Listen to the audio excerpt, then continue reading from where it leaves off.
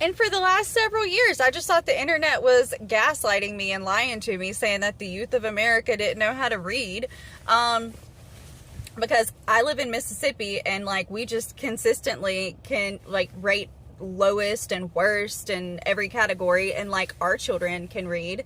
I have children, they haven't had any issues learning to read, and like that's with one of them having learned to read during a pandemic, so there's that. um so yeah, I'm like, I don't understand. Anyway, shockingly enough, it turns out that my little state has had some miraculous improvement on reading comprehension and their test scores in reading, and like apparently we're doing a really good job.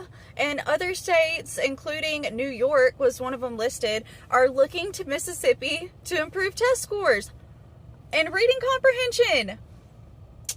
Y'all, some of the stories I've heard from teachers online about kids being in like 6th grade and not comprehending words. Like, they're reading a text, they're reading a passage, they're reading instructions, they're not understanding it, they're not comprehending it.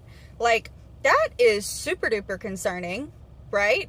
And I don't really know what the source of the problem is. I know that the article I read that told me about this whole fiasco mentioned other states like going back to phonics. Doesn't that sound like a fundamental of learning how to read?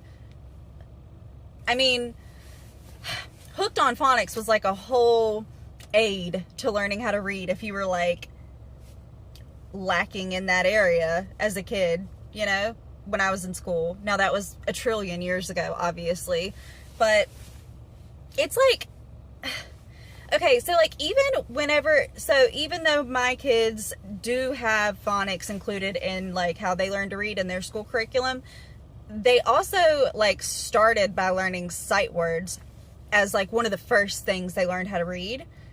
And I never got that. I was like, they're not learning to read. Like, they've learned letter sounds, and then you have them learning sight words, and the sight words don't phonetically sound the way that the letters sound. So like when I'm trying to teach my kid how to remember the sight word and we're trying to phonetically sound it out, I didn't agree with doing sight words by memorization. I just did not.